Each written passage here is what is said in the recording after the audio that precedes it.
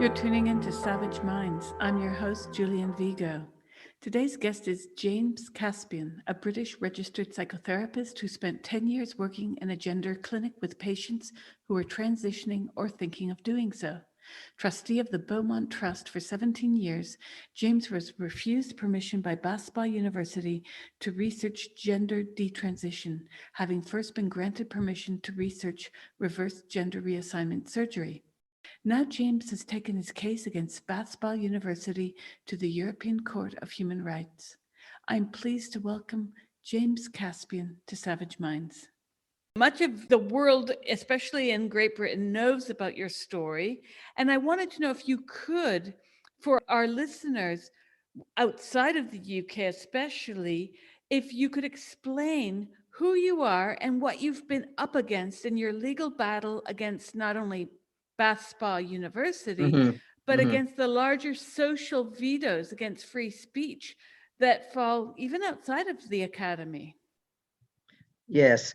Well, I'm a psychotherapist, and for 10 years, I worked within the context of medical gender transition. I counseled patients referred to me by a doctor who prescribed hormones and referred for surgery, people who were thinking about or were going to or were in the process of having a medical gender transition. I did that between 2007 and 2017, and so I saw hundreds of people over thousands of hours over 10 years. Before that, I'd been a trustee of the Beaumont Trust for 17 years. That's a charity which supports and educates about um, what now comes under the umbrella transgender. Back in the day when the Beaumont Trust was begun, it was for cross-dressers, transsexuals, and um, and I suppose transgendered people, people who were somewhere in the middle of all that, different terminology. So I'd also in 2004 completed a piece of research in China into people who transitioned. That was China, Hong Kong, and Taiwan. It was a piece of research presented at the first Asian Conference of Sexualities in 2005, I think it was, 2005. So I'd been uh, in this field for a long time in varying capacities. And around about the beginning of the second decade of the 21st century, we began to see quite a marked change in the kinds of people who were coming to ask for medical treatment for gender transition. Typically, and research, what limited research there was, backed this up. The average person coming to a clinic to request treatment would have been a natal male in his early 40s. Um, I say that was a typical patient. I'm not saying that was all the patients, but that would have been the average. And what we began to see was a reduction in the age of patients attending and a big increase in natal females attending, and particularly younger women who had noticeably more complex mental health histories, uh, and and also an indication that they were discovering a lot of things about trans on the internet, whereas before they hadn't thought about it very much, if at all. So we knew something was going on. At the same time, there was also a new bunch of people presenting, which were people with differing gender identities. At the time, that would have been things like genderqueer, which I think has been superseded by the word non-binary, amongst others. And these people were not planning to transition, but they wanted sort of bits and pieces of surgeries, maybe, you know, women that wanted their breasts removed but had no intention of transitioning, and were more part of a wider kind of what I've come to see as a sort of queer theory band of a kind of an intellectual approach, really. Some of these people who were coming, I came to see them um, as more part of what was a kind of societal intellectual movement to subvert gender norms. And they tended to come from more of an academic background, and might want breast removal but had no intention of transitioning, for instance. And then some of those people, it was noted, there was the beginnings of taking doctors to court, suing doctors for referring or giving them treatment, saying that actually you shouldn't have let me do that because I had mental health problems. So all of these things were in the mix around about the beginning of this second decade of the 21st century. And then on the back of that, I was just having a drink with a surgeon who does a lot of gender reassignment surgery, Dr. Djordjevic from Belgrade, Serbia. People travel from all over the world to Dr. Djordjevic for gender reassignment treatment, both male to female and female to male. He's actually a brilliant pediatric urologist, which is very necessary when doing that kind of genital surgery, because there's a lot of urological repositioning that has to be done. So he said he had recently had requests for several so-called reverse operations.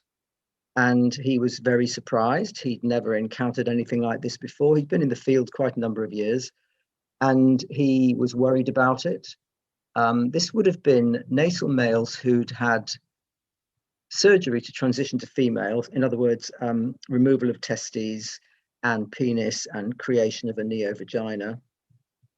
And they're coming to him and saying they wanted phalloplasties, that is the creation of prosthetic penis. He was calling it reverse surgery, but of course you can't actually reverse that surgery at all. It's just a cosmetic replacement for appearance. So he said, this has never been researched. It needs to be. And we discussed it, and I decided to research it. So in order to do that, I enrolled at Bath Spa University's MA in counselling and psychotherapy, paid my own fees, because it was an MA which said that the bulk of the work would be a piece of research of your choice. It was also possible to do it part-time, because I was working full-time as a psychotherapist. It was possible to do it part-time on a computer without having to be in Bath. So this seemed ideal, because I could enroll on this and say I chose my piece of research to be into people that reversed. At that point, it was who had reverse so-called surgery. So I did.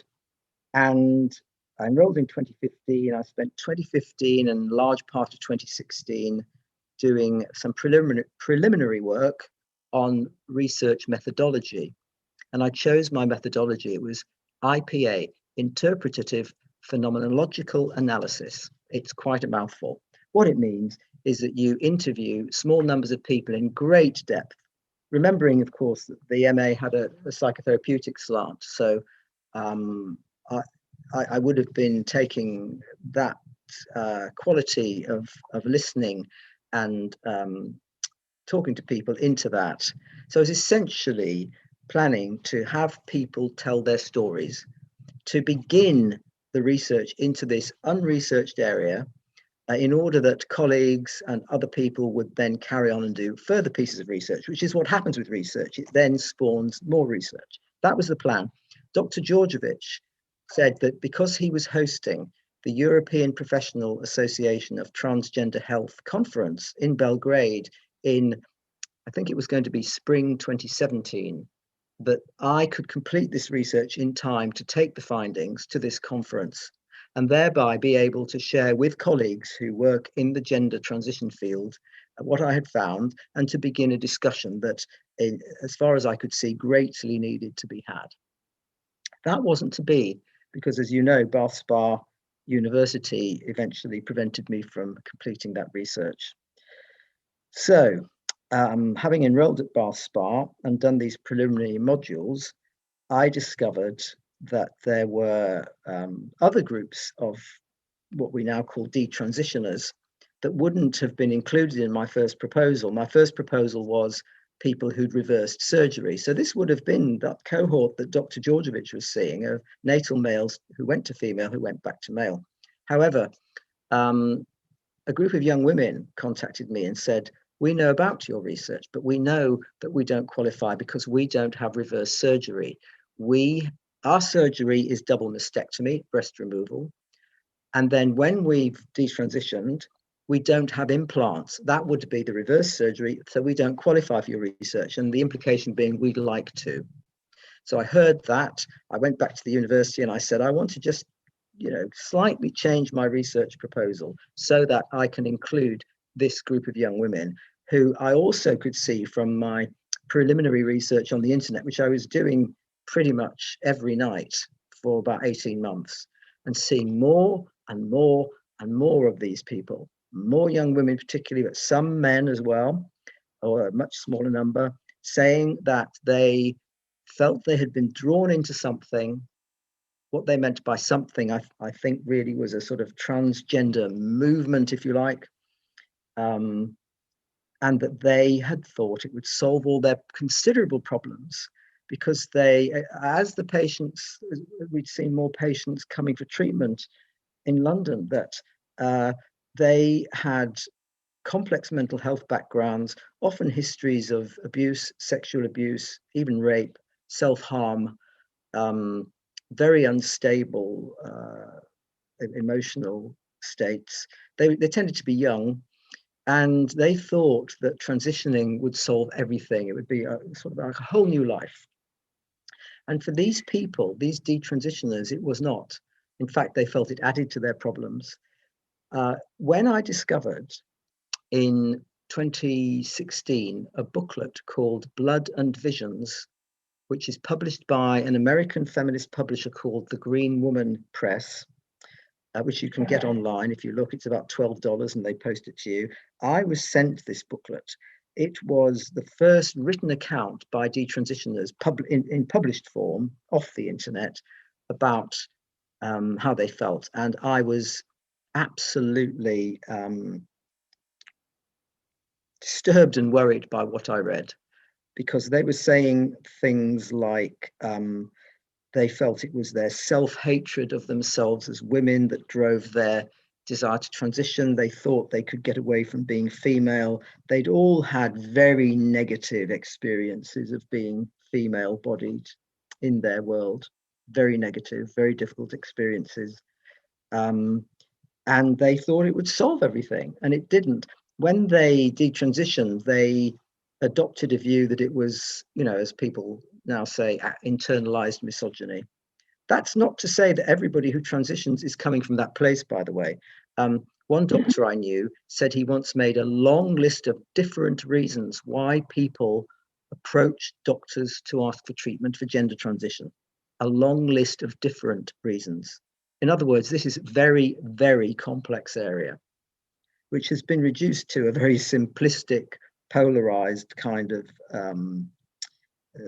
debate. It's not even a debate, is it? There is no debate. It's a polarized conflict, which does not fit the complexity and the depth of this area.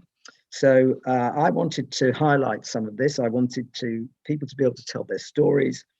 And Bath Spa Ethics Committee passed my first proposal into doing, it was entitled An Examination of the Experiences of People Who Undergo Reverse Gender Reassignment Surgery.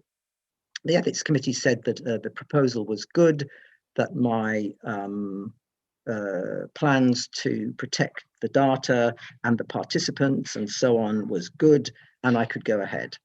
So I did, and that's when I discovered there were these other groups. So I went back to the university and said, I need to just tweak this, as well as the proposal that I've said. I want to include people who've detransitioned, but without necessarily reversing their surgery. So in terms of the proposal, it wasn't a huge difference. And the university said, oh, you're going to have to go back to the ethics committee with that. So I did. And the ethics committee said, no, you can't do it. Now, I was absolutely stunned. I was confronted with a document that said, and this is virtually verbatim, to undertake research into, inverted commas, politically incorrect material could incur criticism of the research. Criticism of the research would be criticism of the university. And furthermore, it is better not to upset people. They then went on to question in some ways the methodology and the safety, implying that, somehow or other that the whole thing wasn't safe. It wasn't okay. It wasn't safe for me or the university or whatever, which I think was really a whole lot of flannel. The real reason was there stated at the beginning. So a friend who was a lawyer saw that and she said, well, I think that's illegal. I think you should take legal advice. So I did. And I was told that I had a case, that it was an infringement of my human rights. It came outside of the remit of an academic decision, because a decision about the reputation of the university is not an academic decision. Because I don't know whether you know, but you can't challenge an academic decision in court. But it wasn't an academic decision. So that's when the case started, which was now around about 4 years ago in early 2017. What was your initial reaction to this decision by the university? Absolute shock. Couldn't believe it. Speechless. Yeah, I remember reading about your case, and we Yeah. spoke at the time as well. And Yeah. I was horrified for you, because I first wondered where the adults were in the room when this was decided. Like, did no one point out violation of basic human rights, the illiberal decision that was being undertaken, and the blight as well that it could have posed to your career, Well, I actually didn't care about my career. I'm semi-retired now, but I care about the truth. And I've learned a lot about organizations. I've also been a member of the board of the British regulator for psychotherapy. I've learned a lot about the internal workings of organizations and how people care so much about their position and reputation and are prepared to sacrifice the truth for that, almost at any cost in some cases. I've come to the conclusion that it's a marvel that any organizations can function reasonably well at all, given that human tendency. Well, certainly, even outside of your case, when I was in academia for many years, I saw how that same kind of pleading to the students, the conversion of students into clients, this fear of upsetting the client body was taking hold. And this happened in various countries at different times. But I saw this when I was at Goldsmiths in 2013. I saw this earlier in the US and in Canada. So I wasn't Yes. surprised by the decision, but I was horrified by it. Yes, and of course I didn't know anything about academia because it was a long time since I'd done my first degree, which was in languages anyway, so there's less politics in that. So the thing was, I also later on obtained under the Freedom of Information Act, some of Bath Spa's emails about me, and discovered that even before that decision, there were worried emails being sent between academics who I'd never heard of saying, can't you get him to do something else? So they were on hot coals about it quite early on. And ironically, their refusal to let me do it and their subsequent refusal to return my fees, which I asked for 4 years ago, would you give me my fees back? If they'd given me my fees back, I'd have just gone somewhere else and written it off. But because they refused it and they dug their heels in, and then their lawyers told them to fight me, that has resulted in what has become a long 4-year publicity of this situation, the fact of my research, and what's been going on. So it's actually had completely the opposite effect to what they would have wanted. ironically, it's drawn more public attention to my research. If I'd done the research and gone to Belgrade to that conference that Djordjevic was running, very few people would have ever heard about my research. It would have just been presented to a small number of professional people at a small conference. But now the world's heard about it. You've galvanized a lot of other academics around this issue. Your case has, certainly. But this is a case That's right, about because free speech within academia. Yet we're seeing the same kind of punishment you've received, James, differently meted out, but still punishment being meted out to academics. Take the case. Oh my gosh, where to start? How many academics have been getting hate mail? I mean, it can be Kathleen Stock. It can be anyone, male or female today, who has the temerity to say that changing sex is impossible. Now, that seems to be a very basic a basic paradigm that could or could not be argued, depending if you're going to address this from the point of human rights law or, you know, physiology. But the problem seems to be, as you found out, that the argument isn't even allowed to take place. And shouldn't academia be the place where this argument is taking place, first and foremost? Well, absolutely. A friend of mine went to a university in the south of England. She's a senior academic, and she took part in a debate with another academic at that university. The topic's irrelevant because they were basically coming from very different positions, and it was a debate between the two of them. It was in a lecture theatre in front of a large crowd of students from that university. Those students, those young people, told my friend that they were very surprised to see two people who had a different point of view discussing it in a civilized manner because they had not witnessed that. That I find profoundly shocking and worrying. Well, there's a culture now of intolerance, of vilifying somebody who has a different point of view. Journalists, there was a senior journalist on a BBC radio program several weeks ago saying, in journalism, the idea that you should report both sides of an argument is disappearing. Young journalist students don't really think that, they're not learning that. You know, we've had so many post-war decades of liberal democracy. I think perhaps we've taken it for granted. My generation grew up with constant expansion of freedoms and growth and thinking and so on.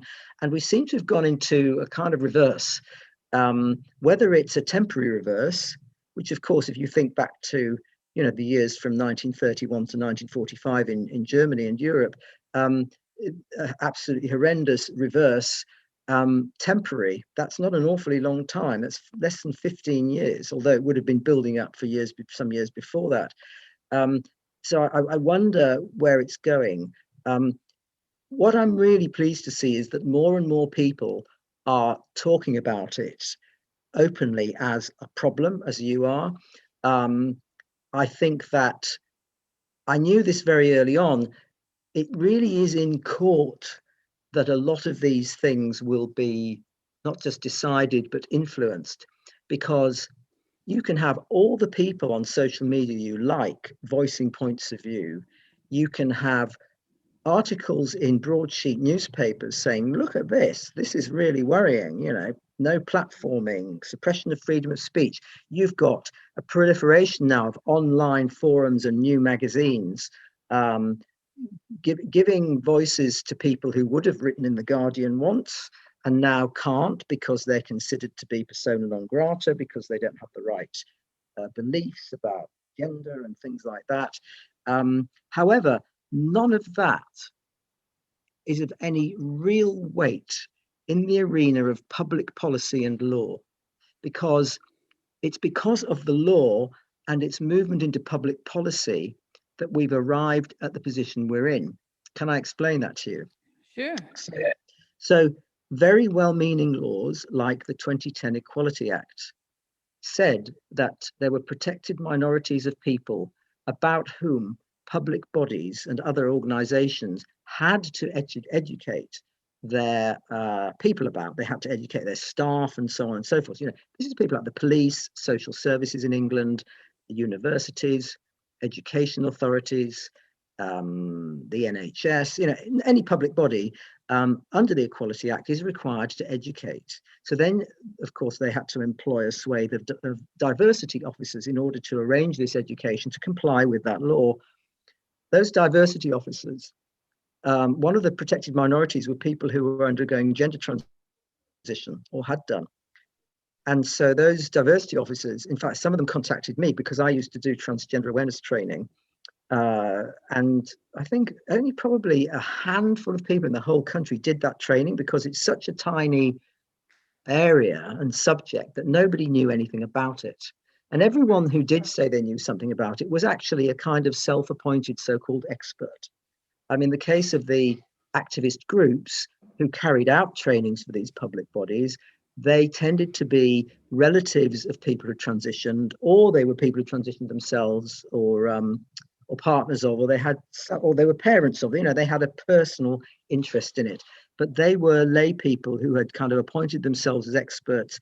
And what we kind of think of now as the transgender narrative was something that had been being formed by those activist groups that had been pressurizing for the Equality Act, and before that for the Gender Recognition Act 2004 in the UK, had been building up a body of work which said that effectively you could be born in the wrong body. So there's one organisation that went for that and taught the NHS that you could have a male brain in a female body or a female brain in a male body. And so therefore, these people had to be helped. It wasn't their fault. It wasn't a lifestyle choice. So it was trying to create a scientific, objective basis for treatment, and wanted to teach people that, because the fact is that people who transitioned had faced horrendous discrimination, horrendous. They pretty well wouldn't be able to get a job again. Right. Remembering most of the people were males to females, often in later life, who would find it hard to pass as women. Their voice would have broken. They'd have, bigger bone structure and so on. They might have lost their hair. So there was, so you've got to look at the history of it, where people had terrible experiences if they transitioned for whatever reason that they transitioned. That's irrelevant, really. The fact is they had a really bad time. Right. And so these groups wanted to stop that. And the charity I was a trustee of wanted to educate people so that wouldn't happen anymore. If somebody's transitioned, they're a human being just like you. And so they should be accorded the dignity and the rights as such. Quite right. That's why these acts of parliament came in. However, what then happened was that this narrative, which by then had been joined by what we can now see as coming out of critical theory and queer theory, the idea that sex and gender has nothing to do with the body, and that you could virtually just be any one of a number of genders and you could choose it, and it became a kind of iconoclastic, subversive political act. And one leader of one of these activist groups, I've seen on a podcast saying, we are leading a revolution. So that's a very different stance from the first one I described, where they wanted to show that it was a medical, scientific brain neurobiological thing, to one that wants to basically break down society. I mean, I think, looking at that as well, wants to break down gender stereotypes, but in a way that we've seen to be very problematic now. So the thing is, then the narrative then became that gender's just all in your head. And then the idea of self-ID came in, because why should you have to have medical treatment when it's just all in your head? You can just say you are this. And they wanted, activists wanted to get self-ID in to the Gender Recognition Act, which at the moment it's not happening because our government said no. But I don't suppose they're going to stop that pressure. It's going to go on pressurizing for that. So the thing is, I'm basically giving you a slightly complex background, but it is a complex area, and I think one has to understand these things to get it. That narrative became part of public policy because those public bodies then got those activist groups to tell them what to write in their diversity policy guidelines. So you got things saying what I've just described, that, you know, gender's just in the mind and that you can be any gender. And words like cis were invented, which is a word taken from science to mean something same.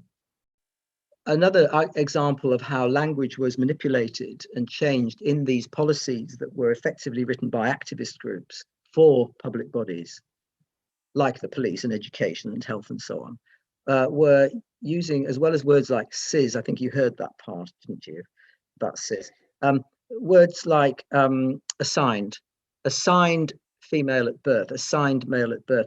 That only happens when someone's intersex and the doctor's intervened to medically assign a sex, because an intersex person has complex biology that isn't one sex or the other. So no one's assigned a sex at birth. You are either born male, female, or intersex. There's only those three possibilities. There's no other. But language like that has been used to create the idea that it's kind of all just what you think it is and what you feel it is. And if someone assigns something to you, they could get it wrong, which they couldn't, because you're either male, female, or intersex. Now, before this sort of rise in political activism that we've seen in the last so many years, and by the way, even now, I talk to a lot of people who've transitioned. I've got friends who've transitioned. I've actually known people who've transitioned since 1976.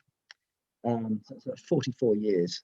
None of them would endorse this kind of extreme identity politics, critical theory, queer theory view of people and the world. They actually would all be as concerned as I am about what's happening with people being drawn into getting serious medical treatment and then regretting it. And that's just putting it very basically. So, I mean, what I'm saying is that I think this view has become very powerful because it's been written into law and policy. So it's rather a long way of explaining that to you, but I think it's important to understand that. No, it absolutely is, because I've spoken to so many women who are appalled that this legislation you referred to earlier, but it's the Gender Recognition Act, went into vigor without any consultation of the people who would be most affected by it. And there was little to no thinking about the fallout from such legislation, such as the rights of women and children that are put at the crosshairs of some of the social acts that happen when you assign a male person a female status, granting them rights to, as you know, women's, wards in hospitals, prisons, psychiatric institutions, battered, rape shelters, et cetera, et cetera. And then the crazier nonsense that happens when we're seeing cancer research say, people with cervixes. Recently, I learned from someone on social media that she made a complaint at her place of work because the equalities person in her company said that not only women can experience menopause, and there are things that many women, myself included, find a bit dehumanizing about a language that refers to us as menstruators. Meanwhile, the same orthodoxy from Stonewall, for instance, is not being meted out to men.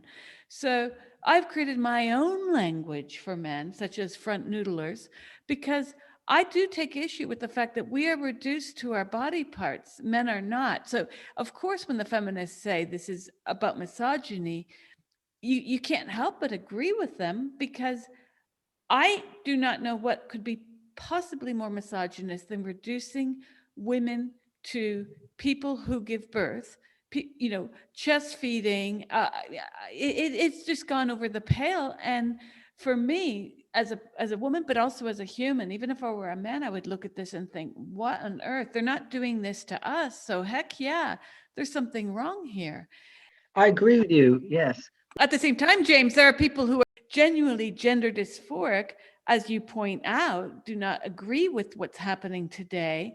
And they, in fact, worry about their human rights, and they worry about an eventual backlash directed at them, not only at the wokerati, what will happen to them. That's right. I've got a friend, an elderly friend, who transitioned from male to female about 50 years ago, and she told me she feels very uncomfortable about what you've called the wokerati, the Stonewall brigade, because she feels exposed. She didn't do anything that she did for any political reasons. It's her own personal reasons. And she feels somehow that she feels unsafe, actually. And I think there are probably a lot of people like that. And another person that is quite senior in a charity that advocates for transgender people told me she was afraid that they would lose all of the rights that they'd managed to gain. You're listening to Savage Minds. We hope you're enjoying the show. Please consider subscribing. We depend on listeners and readers just like you. Now, back to our show.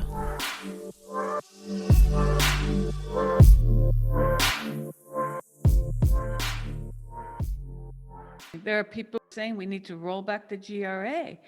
And I understand the anger. I truly do. I think when we first spoke years ago, I told you I had even taught queer theory. I do worry that academia has driven this incredibly politicized machinery recklessly without thinking about the human rights of women. And I saw this in the 90s as women's studies department in the US. These departments were being erased, being replaced with gender studies, being replaced with cultural studies, which was often a mishmash of gender studies and film studies. And women, anyone who spoke about even radical feminism, much less Simone de Beauvoir, was rather ridiculed. It was like, them, forget about them. They're just, old hags who wear bad clothes or whatever. I mean, there were jokes to this nature made within academic walls. And I do wonder to what degree that gender dysphoria of the truly gender dysphoric, rather not this cultural wave of well, it's not gender dysphoria in many cases that we're seeing today. There's another thing happening which might be more related to Lisa Littman's rapid onset gender dysphoria, but not as per children, but maybe there's something going on in terms of a social contagion. But why do you think that the laws that were made to protect people who are genuinely gender dysphoric needed to protect them beyond the right to, obviously, like every one of us deserves shelter, jobs, lack of discrimination? Why was it necessary to legalize the change of sex on documents, for instance? Because that's part of the slippery slope. Right. Very, very, very, very, very, very obvious answer. Okay. So in the UK, anybody could change their passport without having had actually, you did need a letter from a doctor, so you could change your passport very easily, so you could travel, but you couldn't change your birth certificate. This is what the GRA was about. It was about the birth certificate. Now, the reason for that was that if your birth certificate says you're male and you're actually, to all intents and purposes, living your whole life as female, your passport says female, you've had all the surgery, you can't marry your male partner. Now, remember, this is all before gay marriage and all of that, which has completely wiped out the necessity for it, really.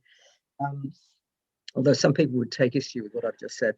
But if I use an example, Stephen Whittle is a long-term trans activist, trans man, who transitioned in the 1970s. And when that was extremely unusual for anyone to transition from female to male. And it was also unusual for anyone to transition from male to female back in the 70s. It was such a tiny number of people. And he was in a relationship, and he still is. They've been together more than 40 years. They've got 3 or 4 children. His partner had the children with Stephen there as their father, a good solid family. But he wasn't allowed to marry his partner, and he wasn't allowed to adopt his children. So he knew that if his wife, or his partner, because he couldn't marry her, if she died, then his children would be taken away from him and put into care. And to him, this was absolutely unacceptable. And of course it was. It's unacceptable to any reasonable person. How appalling. So he decided that there needed to be a law that would let him and other people who transitioned, of course, change their birth certificates so that they could go to a registry office and apply to marry their partner. So he could marry Sarah. And to do that, he trained as a lawyer. And then he set up an organization called Press for Change, which became a really successful long-term legal campaign, which culminated in getting the Gender Recognition Act in 2004. And everybody was very pleased about it. Finally, Stephen could marry Sarah.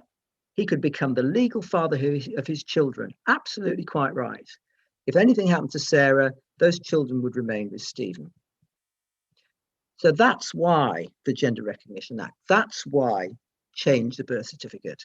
Now, interestingly, since then, I found out only a couple of years ago, you can get married in the UK by showing your passport at a registry office. You don't have to show your birth certificate anymore, which actually means you don't need a birth certificate at all, because I think every employer now accepts a passport. You see, in the old days, if you went for a job at the NHS, they'd say, can you bring your birth certificate in on your first day, please?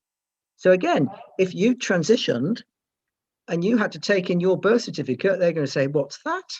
Your birth certificate says you're male on it, or whatever. You know, what a problem that's going to cause. They could end up losing the job before they even start it. So this is very good reasons why we have the Gender Recognition Act, quite rightly so. At that time, one or two lone voices predicted what then eventually happened, as you know, which was that actually women's rights as female-bodied people would be eroded. But everybody else said, no, that won't happen. This is just a tiny minority of people. They need to be protected. Of course, that's not going to happen. People like Sheila Jeffreys are way out on the fringe, you know. But actually, those lone voices were right.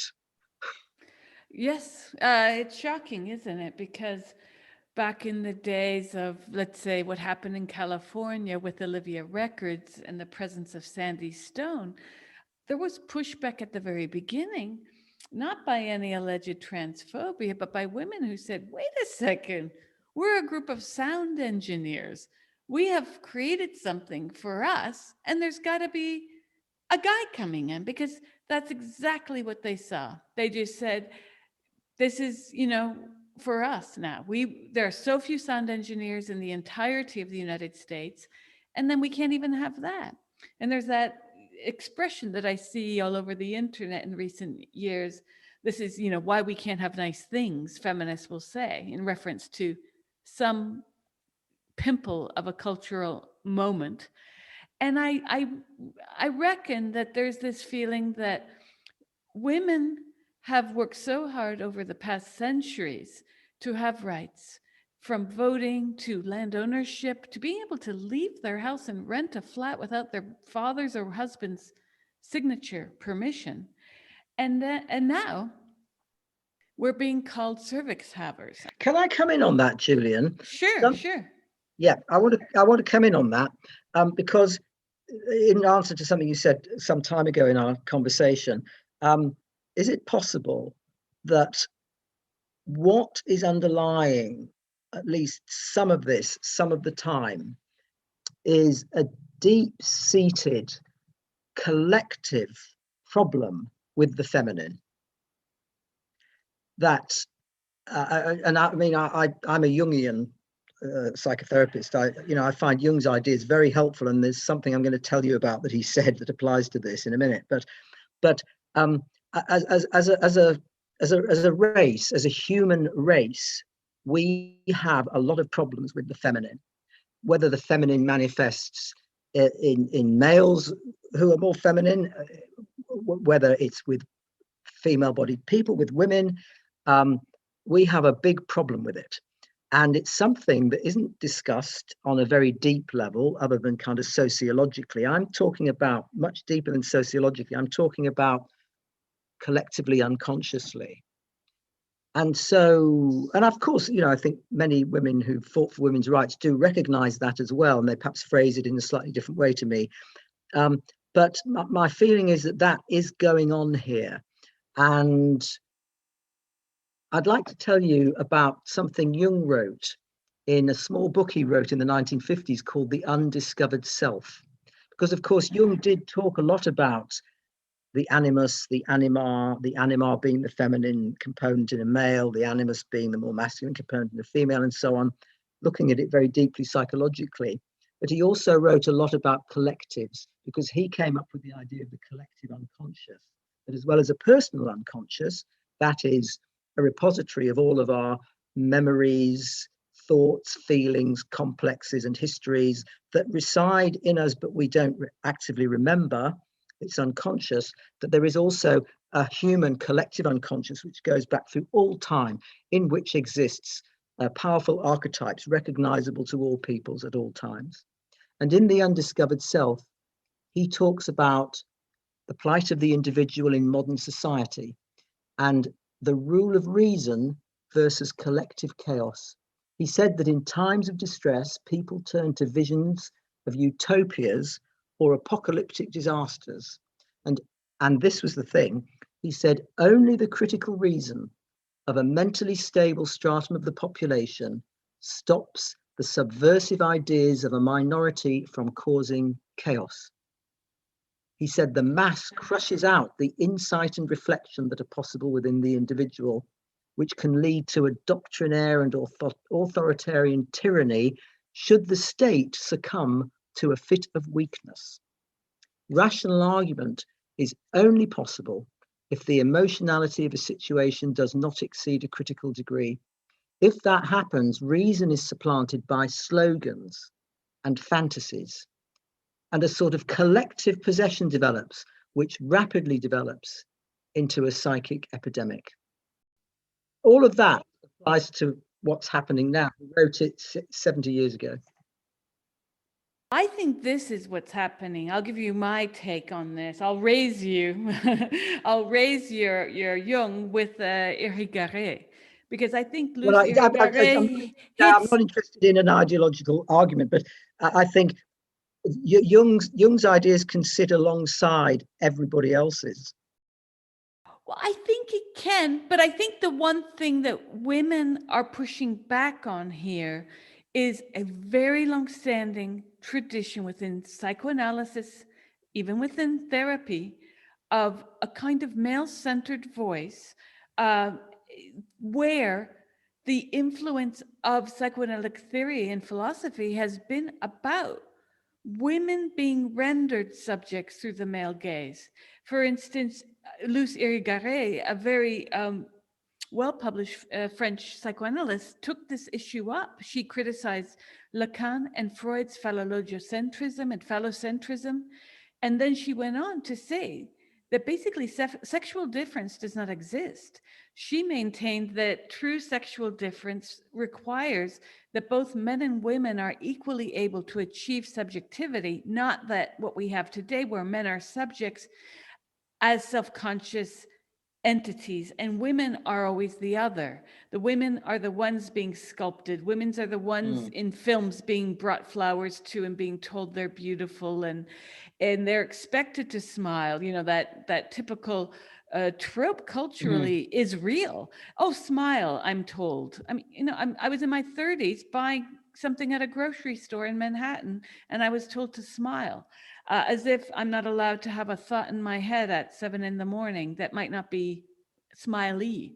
And I think that women are made into this kind of inessential, inert matter symbolically within our cultures, such that, yes, I do take issue to the fact that men who say they feel feminine, they feel like a woman, I'm putting that in quotes, when I ask to explain this, that comes down to their subjectivity, fair enough, but that does not a woman make. I mean, I'll tell you, theoretically speaking, I do not understand what this whole idea of feeling like a woman or feeling like a man means in the early 21st century, when I thought the last century was about sort of conquering equal rights, having equity, such that girls and boys, if we're taught math, we can achieve math.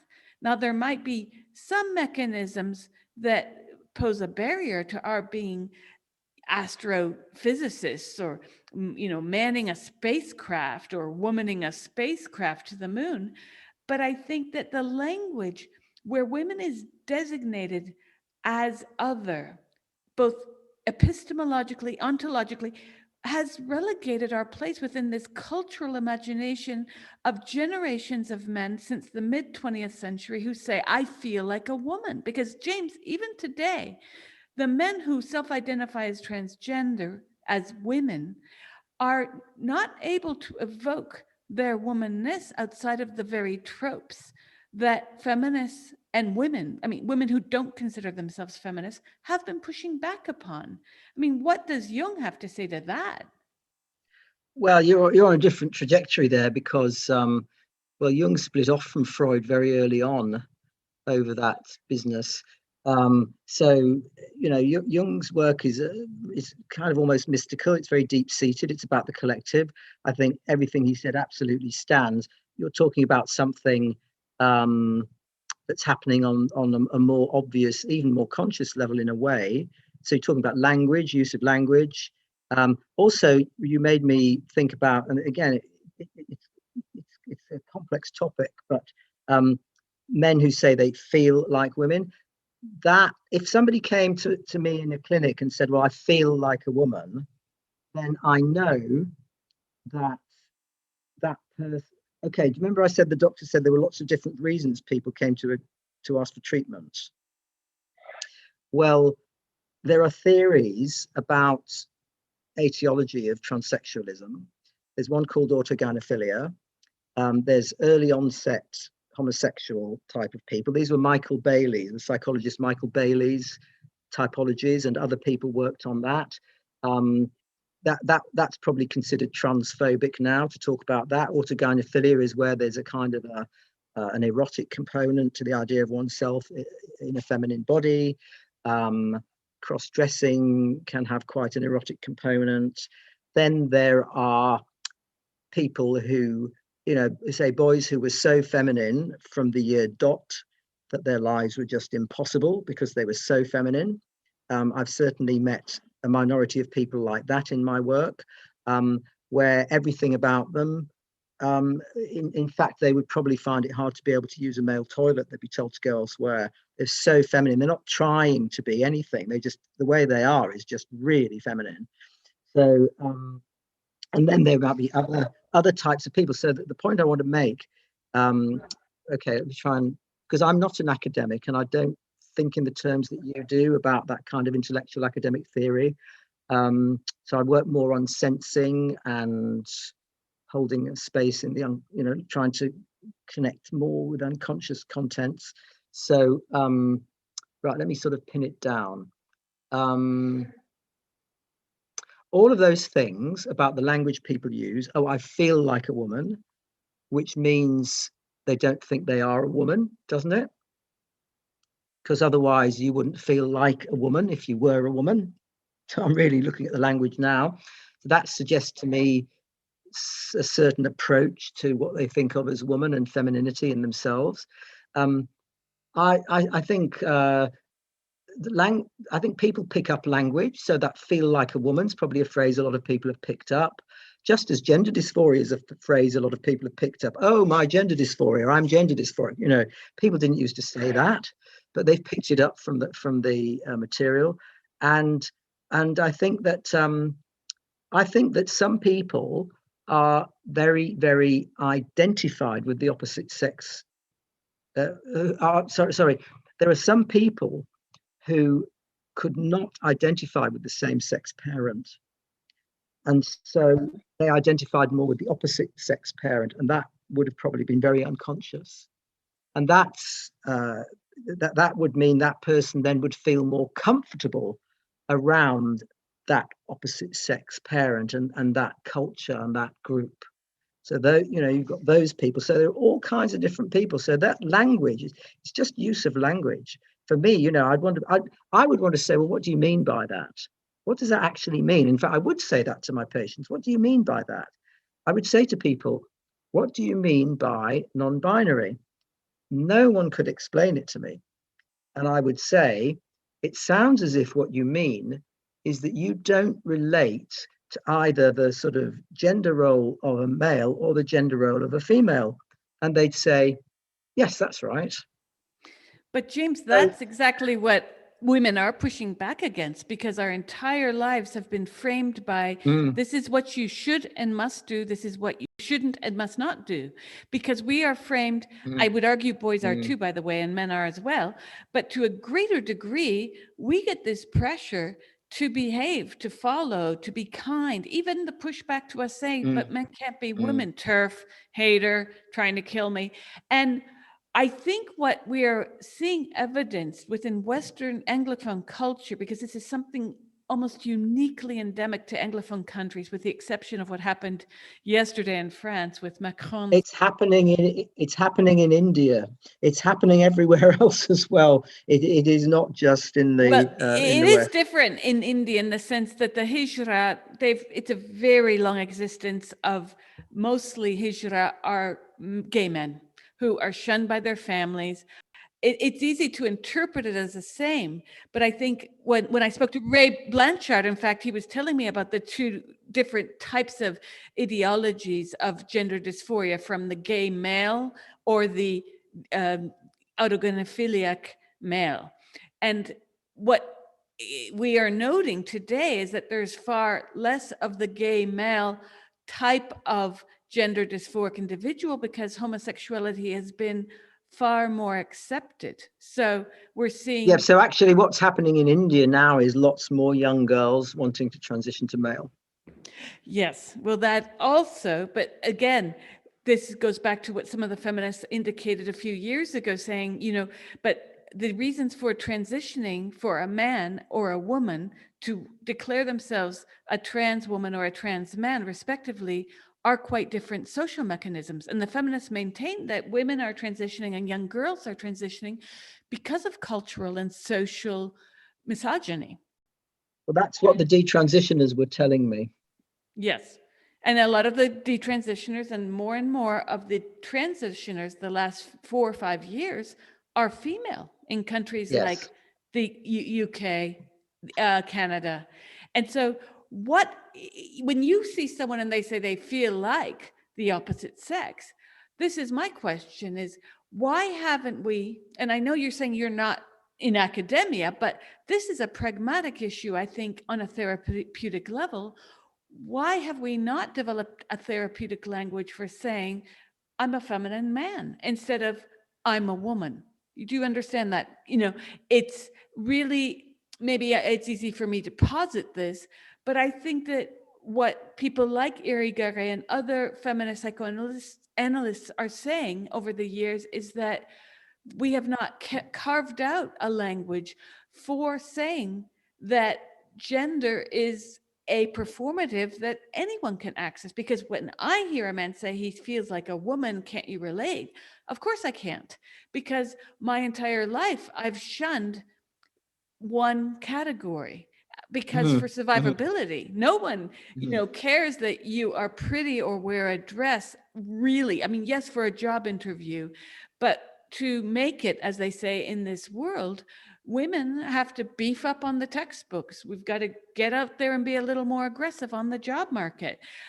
Flowery dress, Laura Ashley or Ugg boots, And I think that what a lot of the people pushing back on this, again, not only feminists, is this idea that there's a master signifier, a symbolic signifier, where on the one hand, femininity is undervalued, except in terms of domestic chores and reproduction.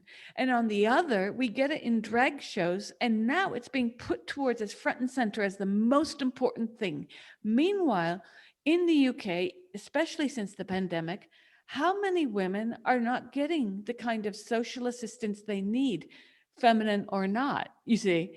And the governments, not just in the UK, but in Canada and other countries, are advancing this idea that, well, look what happened in the US last week. Now, for the first time, the military has rubber stamped women being able to wear their hair up in certain ways that were previously not allowed, and makeup.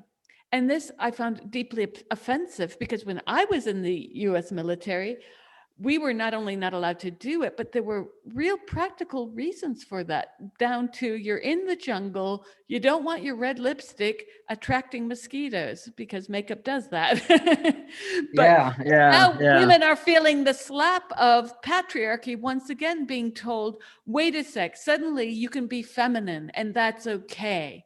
And it's like, wait a sec, makeup and dresses is not really what femininity is about. It's an artifice of femininity. And I don't think we've really separated femininity as an ideal from the artifice that marks it. And so women are feeling the pushback from men who now, gender dysphoric or not, we're seeing it all over social media, are saying, well, I'm going to come into your spaces. If you don't sleep with me, then you're a transphobic lesbian, et cetera, et cetera. And I think it's really hard, obviously, on social media. No one can see who really is or is not dysphoric. But I think it comes down to this idealization of the idealized feminine and feminized body. Wait a sec. Most women don't even have time to put up makeup. They don't have time to get dressed in these outfits that we see trans-identified males wearing. And it becomes sort of a mockery to what we are supposed to be doing, you know? And I think that's where the social pushback is. Yeah, it's interesting because, again, before things became the way they are in terms of the the sort of aggressive attacks on social media and what's come to be called present day trans activism, which is different to what I would have seen that as years ago. I remember having lots of conversations with people at the clinic who were transitioning, who would talk about what toilets to use. And I'd say, well, if you can't go in the ladies because you don't pass, then you're going to have to go in the disabled. Now, that would be considered a transphobic comment now, because I think what's happened, it's a demand on the part of some of those people, you've got to accept me no matter what. It's an aggressive, angry demand. And the people who were fortunate enough to be able to pass they don't take part in that because they just quietly live their lives and no one notices them. So what's happened is that sort of very loud, kind of aggressive demands have taken the place of what was really a quieter demand for just ordinary civil rights for people. I think that the recent trend has called into question by many the original GRA in the UK's case, and what this means to rubber stamp history being rewritten. I mean, there's an ethical issue there as well. No offense to people who are genuinely dysphoric, but I do wonder if this is correct, that we are undoing public records in such a way that obviously there's a mess now in the prison system for women, but for the historical record, when we start changing the sex of people's birth certificates, we're sort of playing with fire. Does it really help people, given, like you mentioned, that now one can get married with just a passport, or that now same-sex couples can get married? So why not? I mean, the meta-narrative around gender dysphoria is that people, I'm sure you've seen this, will kill themselves if they are not recognized in law. People will feel suicidal if they don't get what they want. That's one reading. The other reading I'm also seeing is that people are saying, well, this is an incredibly narcissistic insistence. And why are we caving in to people who are basically having tantrums on social media, claiming all these things, when shouldn't therapeutic, psychiatric, psychological help be about treating conditions and not pushing all of society to Mm, meet mm, that person's fantasy of themselves. And that's mm, an ethical situation that I have often asked myself, mm, comparing this to, if I'm a kleptomaniac, do I have the right to ask my psychiatrist to get me a Visa Gold on the NHS? So mm, that I'm not really mm, stealing anymore, but we'll just help you out. So, mm, what mm. about treating the actual underlying issues? Well, yeah, and it would depend what those were, because as I said, there are lots of reasons why people might want treatment. But if you go back historically, um, there were studies, I think it's going back to the 60s, which showed that therapy didn't really have any impact on people that really, really, really wanted to transition. And so the psychiatrists, and there were very few in number in the field, came to the conclusion that there needed to be, for this tiny number of people, there needed to be the facility to transition medically, um, and that no amount of psychoanalysis or psychotherapy would change their minds. And that was the thinking. And then that eventually sort of came into the idea that, well, if you want to transition, you should have the right to. It kind of changed. And we're with that now. If you want to do it, then why should anyone try and stop you? And then, informed consent is that. Most clinics were operating under informed consent, which is different from affirmation, by the way, completely. Informed consent is, we inform you, you consent. We say, do you realize what you're getting yourself into? You want to do this? We check out, you're okay, you haven't got an active mental health condition, you're stable, you know what you're doing.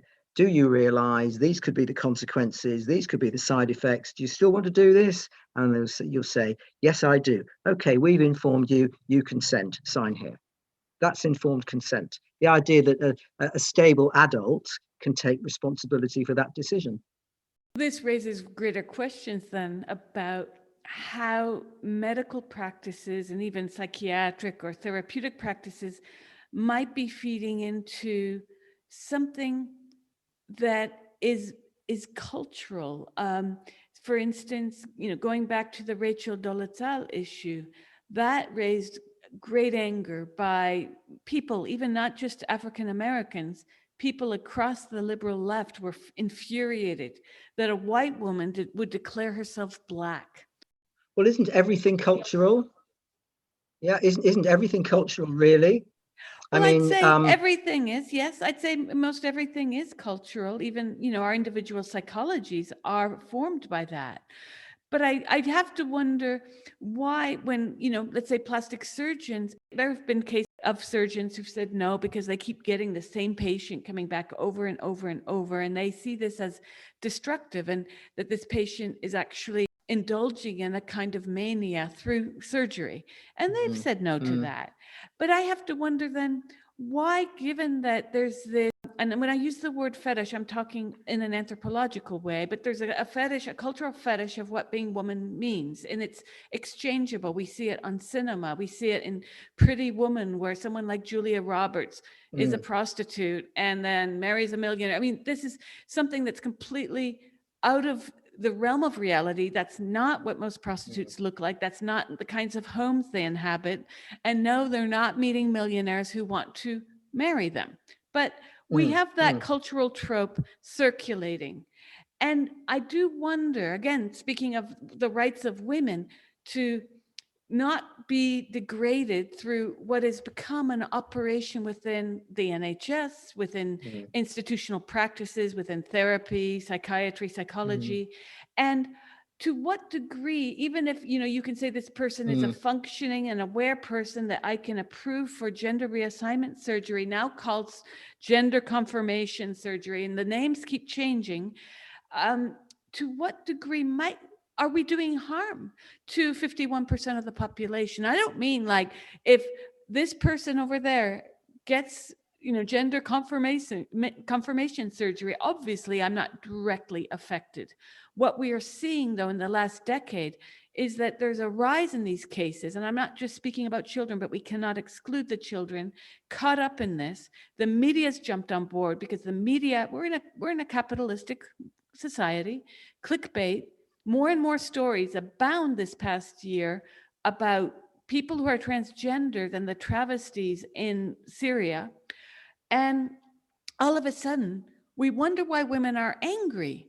when there's been an enormous cultural, advertising, media focus on this very tiny demographic that's so tiny? I bet if you had a poodle convention, there'd be a larger demographic of poodle owners, you know?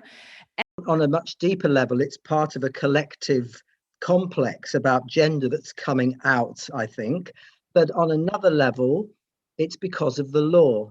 Because if it wasn't enshrined in law that you have to educate about certain minority groups, and that's become a particular narrative, then it would all just be a discussion. It's got the impact it's got because of the law. And also, just actually one other thing I want to say is that there's very little research into the entire area, which brings me back to our original topic, which is my research, which was stopped. There needs to be an awful lot of research over a long period into all of this, and it needs to be something that's properly discussed.